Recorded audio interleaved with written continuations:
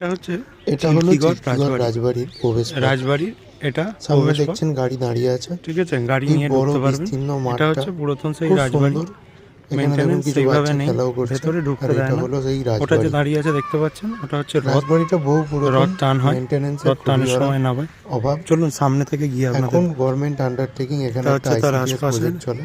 এটা তার আশপাশের বৈচিত্র্য।